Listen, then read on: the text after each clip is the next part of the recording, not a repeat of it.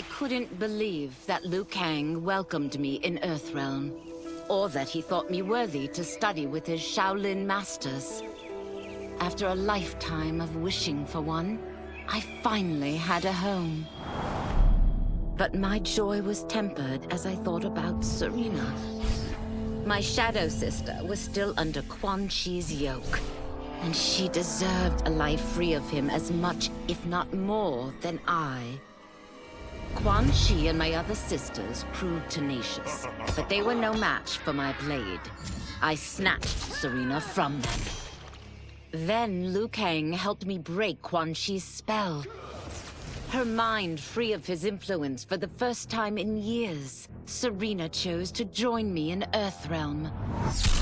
My sister and I once again fight side by side. Only now we do so for Earthrealm. Together, we have formed the Order of Light. While the regime had changed, little else had. My people still suffered in silence, ignored by the rest of Outworld. Though now I knew Empress Melina's secret, that she was also afflicted with Tarkat. If anyone would help, it would be her. But how to get an audience? Syzoth. He was the Empress's new emissary to the Zaterrans. I asked him to introduce us. At great personal risk, he agreed. And as I'd prayed, the Empress was willing to meet. Even better, she would visit the colony. She was shocked to see how we lived. She moved quickly to provide for our care and comfort. Thanks to the Empress and Syzoth, we Tarkatans are no longer pariahs. Until our disease can be cured, that will do. Though the barriers between timelines had been rebuilt, there was no question that they could again be broken. Protecting this timeline would require eternal vigilance, so that it could not fall victim to further outside aggression. But nothing in my countless lifetimes had prepared me for this task. In none of them had multiple timelines ever coexisted. Monitoring them for threats was an entirely novel problem. It would require a novel solution. I discovered that though the timelines no longer touched, their meeting had left them intertwined. I can now secretly surveil all timelines, keeping watch for potential danger. It pleases me to do this service for the new era. Lord Liu Kang may rest assured that it is secure.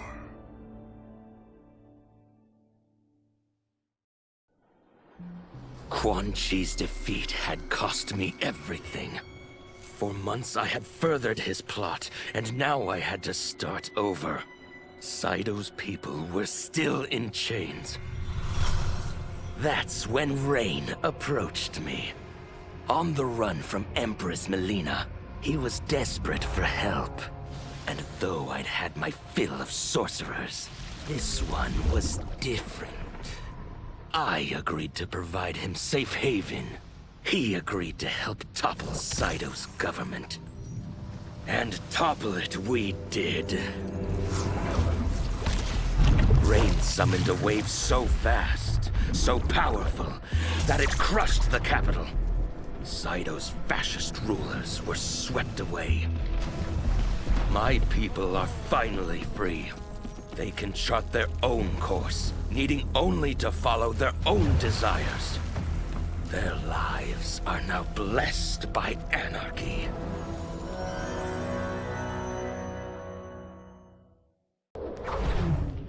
Since this whole thing kicked off, I'd wondered why Liu Kang chose me to be a champion. I mean, sure, I was killing it as a martial arts star, But it's one thing when it's all for show. It's different when you're playing for keeps. Then Liu Kang let me in on his master plan. He wanted the masses to know about the world beyond them, the one filled with gods and monsters, and he wanted me to tell them about it. But I knew revealing the truth all at once would be too shocking of a plot twist for most. That's why I pitched doing a bunch of stories, to slowly get people used to it. And if there's one thing I can do, besides kick ass in combat, it's build a cinematic universe. I'm serving up movies, streaming series, games, you name it. I like that I'm doing a public service. And it doesn't hurt that I'm making more than a few bucks. It's the kind of synergy that would make any studio mogul proud.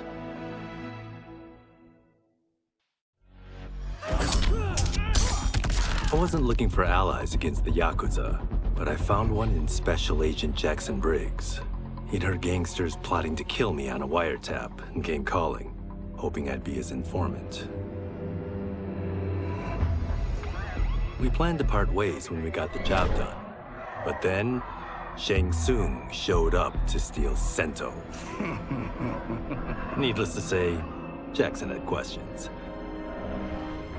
It blew his mind to hear that the stories in Johnny's movies were real.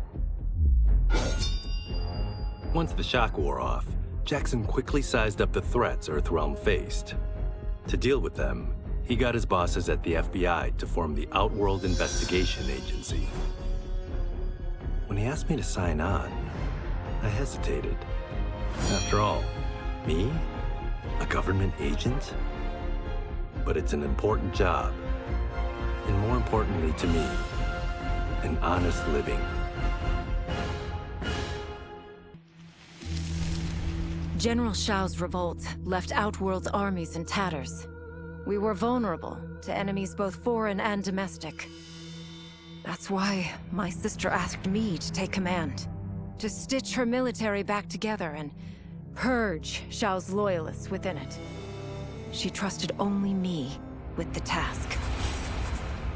The soldiers, however, had little faith. They thought me a spoiled dilettante, unprepared and unfit to serve. That I could fight mattered little. All that mattered was that I wasn't one of them. I finally earned their loyalty by orchestrating an epic victory over Shao and his rebels. Though the general himself escaped, his forces were smashed. For as long as I am able, I will lead the Empress's armies in defense of Outworld. Through strength, we will achieve peace. It was inevitable that the Shaolin Masters had me join them. They knew just how much future initiates could learn from me. Shujinko was one of my earliest. His ability to absorb anyone's powers and skills was amazing. With the right training, he could become our greatest champion. I knew that I alone could give it to him. But as his proficiency grew, so did his ego. In love with himself and his power, Shujinko became a threat to the realms. He hadn't learned humility, because I wasn't the one who could teach it. I should have listened to Raiden's warning and not tried to train Shujinko alone. After he was subdued, Shujinko's accumulated abilities and memories were taken from him. He is once again a new initiate, ready to begin his training. This time, Raiden and I train Shujinko together. He will become the champion he is destined to be. And I will fulfill my duties, humbly and cooperatively.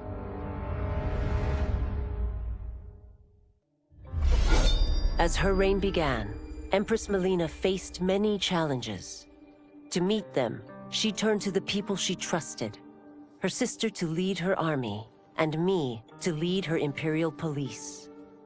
Though I missed Empress Sindel dearly, I was glad my ties with her family had been mended. But while it was an honor to be made responsible for Outworld's internal security, I soon realized accepting the appointment was a mistake. I'm not cut out to be a bureaucrat, nor am I patient enough to navigate the Imperial Court's politics. I was at my best patrolling Sundo's streets, when I could feel the city's pulse and serve and protect its citizens directly. That's why I resigned my post and resumed my role as Sundo's first constable. I end each day knowing I've made a difference. My loyal partner had warned me. Reclaiming my power as Keeper of Time might have unforeseen consequences. In this, as in most things, he proved prescient. The process I had undergone did irreparable harm to my body. Taking back my power had cost me my immortality. While my lifespan would still stretch across eons, I would one day perish. And if the war with Titan Shang Tsung taught me anything, it is that this timeline is not safe without a protector.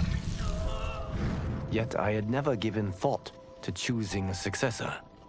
Who is it that could replace me and protect my new era? The answer, of course, is Geras.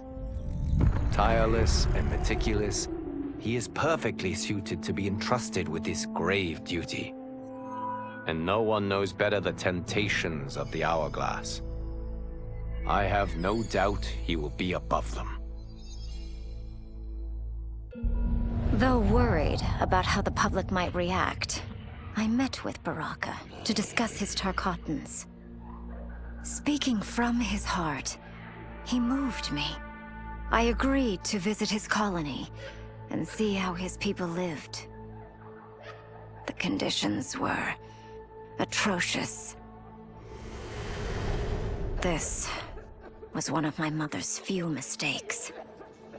Like all Outworlders, she treated Tarkatans with scorn.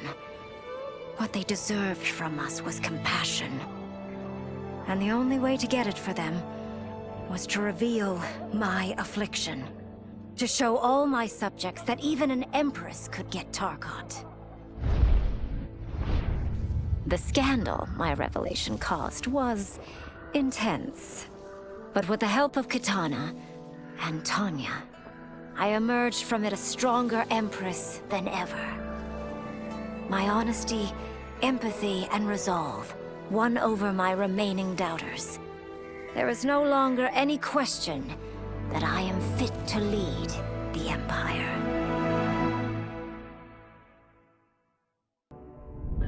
Quan Chi's plot collapsed. Along with it, my plan to secure new beings to feed my starving people. Because I'd advocated for partnering with him, I was held responsible.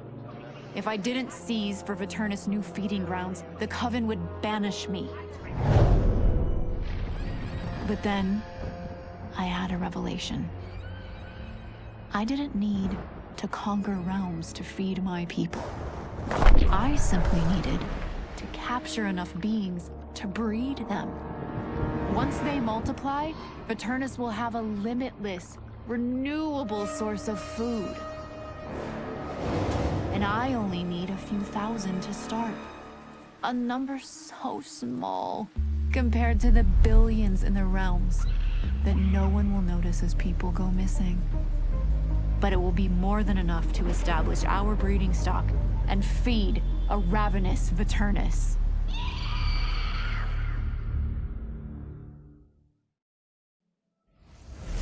Were it not for my godly counterpart, I would not have survived the battle against Titan Shang Tsung. Meeting him, though, raised questions. Why did I replace him in this new era? Why was I made mortal? Lord Liu Kang told me of his Raiden's nobility and righteousness, about his steadfast leadership in the defense of Earthrealm. He also told me about Raiden's dark side, how he could be consumed by rage and cast aside the rules he otherwise lived by. Making me mortal and incapable of such anger was to keep me from following in his footsteps. Though I understood the reasons why, I felt I had been done a disservice. To survive the coming battles, I may need the edge that only great rage can bring. As the Shaolin couldn't aid me, I sought out someone who could. Someone to stoke the fire within me and teach me to master it. For this, I could have no better teacher than the Shirai Ryu's Grand Master. To elude capture by Empress Mileena, I joined Havoc's crusade in Zydo. There, I summoned more magic than I thought possible, and drowned out the old regime. Havoc's longed-for anarchy had been achieved.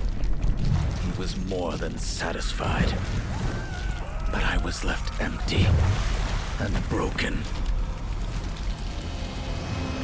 Had I been satisfied as Outworld's High Mage, not let myself be tempted by Shang Tsung, a great city would not now lay in ruins. I've caused devastation, ended thousands of lives, all because of my blind ambition. I've betrayed my oath, my sovereign, and my realm. These high crimes merit punishment, and I'll accept whatever the Empress gives me. My only ambition now is to one day be forgiven. With General Shao freed from prison, we began raising a new army against the royal family. Though many were eager recruits, few were good at soldiering. It was so bad, the general was forced to change tactics. He decided that we needed a doomsday weapon. That weapon isn't a thing, though. It is a monster.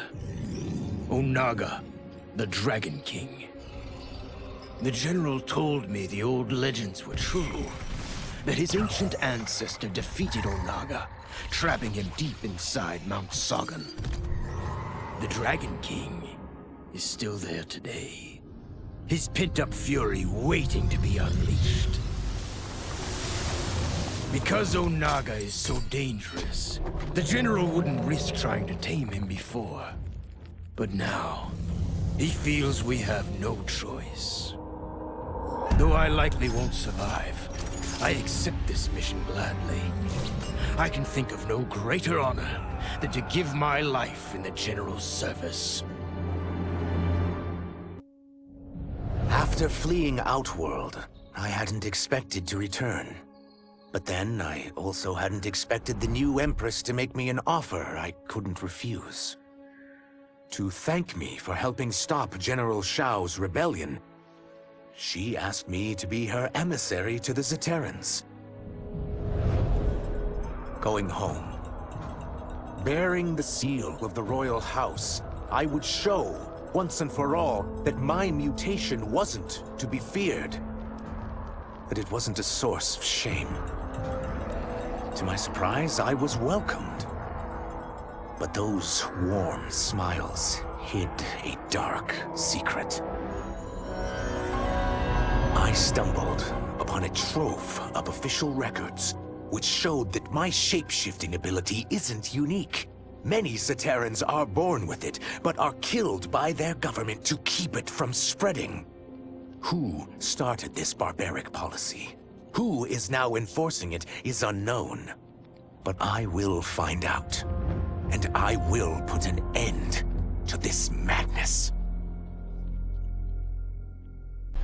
No sooner had Titan Shang Tsung been defeated than Bi-Han and his loyalists hunted us down. Outnumbered, we fled to Japan.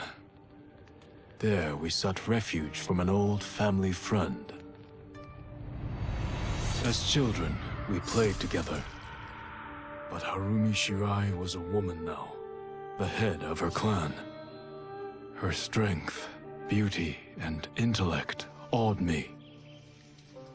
Also incensed by Bihan's betrayal, Harumi agreed to help me forge a new clan, one that would stand against him and defend Earthrealm.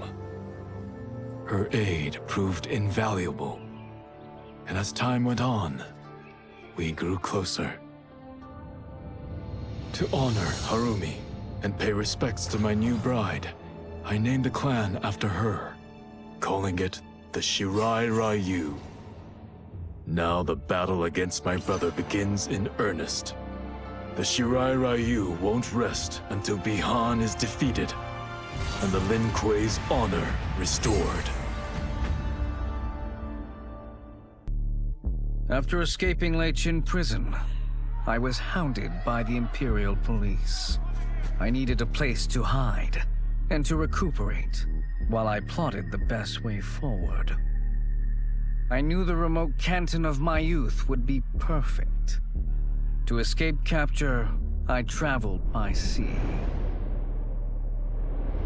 Little did I know that a gargantuan storm was brewing. My tiny craft was smashed apart. I closed my eyes, waiting to drown, hoping that the Netherrealm wouldn't claim my soul. But when I reopened them, I found myself not in hell, but on a deserted island. From its ruins, I could tell that great sorcerers had once lived there. In the caves beneath the ruins, I found what I can only describe as a well of souls. Once I learn how to wield its power, I will become invincible.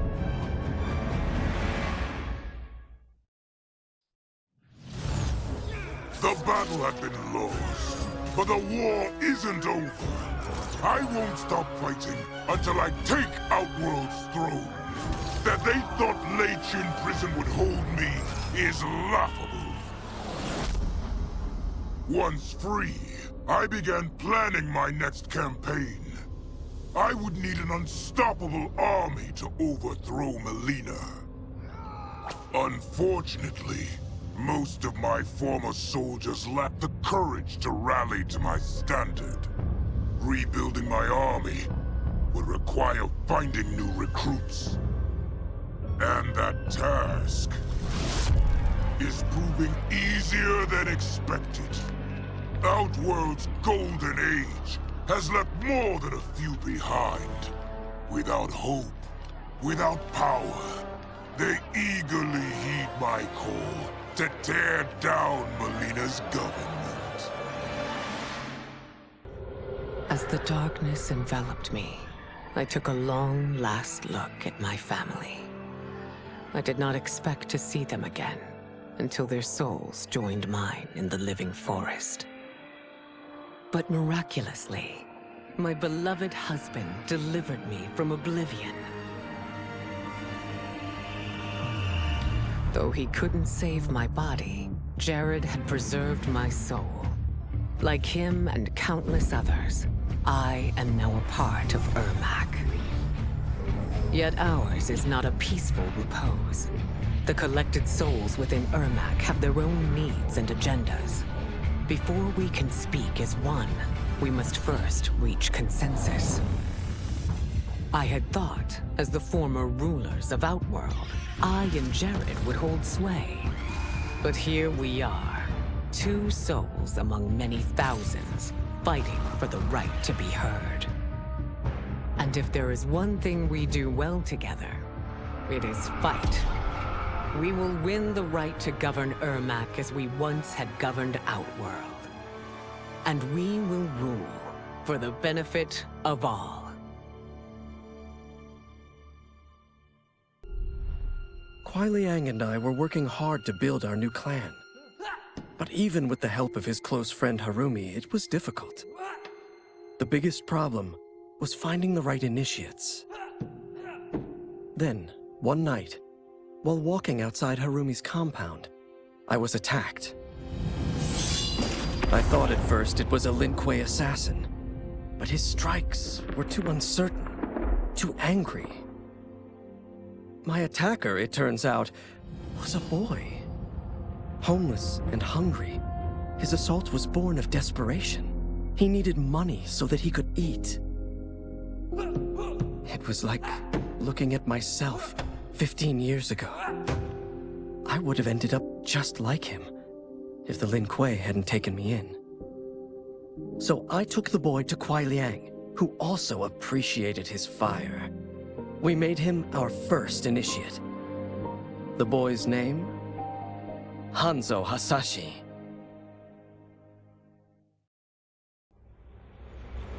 I had broken the Lin-Kuei free of Liu Kang's enslavement. We were now masters of our destiny, and could take our place among Earthrealm's great nations. But taking and holding territory would require a vast army.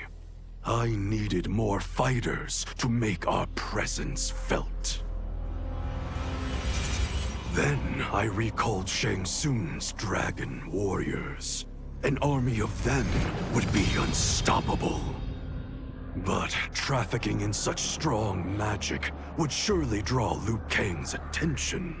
Sektor advised that we avoid detection by building our army using science, not sorcery. We've invested much into this endeavor, and we are beginning to see results. Once again proving the depths of Sektor's genius. When we are done, all of Earthrealm will honor our desires and heed our demands. If not, they will face the Lin-Kuei's wrath. Until recently, I hadn't met 𝕤𝕤𝕤, but I had heard the stories. How the 𝕤𝕠𝕠𝕤𝕠's matron superior blamed her for not preventing Emperor Jared's murder. How she quit in disgrace rather than accept punishment. But those stories didn't fit the woman I now knew. 𝕤𝕤𝕤 would never have been so negligent. Eventually, I uncovered the truth. The failures and mistakes which led to the Emperor's murder, they resulted from poor decisions made by the matron superior themselves. They made 𝕤𝕤𝕤 their scapegoat. When the Empress found out, she wanted the 𝕤𝕠𝕠𝕤 disbanded. But I convinced her that it could be reformed. To make sure it did, she put me in charge. I am humbled by this sacred responsibility. The 𝕤𝕠𝕠𝕤, my sisters, they are my life. I will not let them be brought down by the acts of a selfish few. Hey, keep it running. Keep it going. Yeah.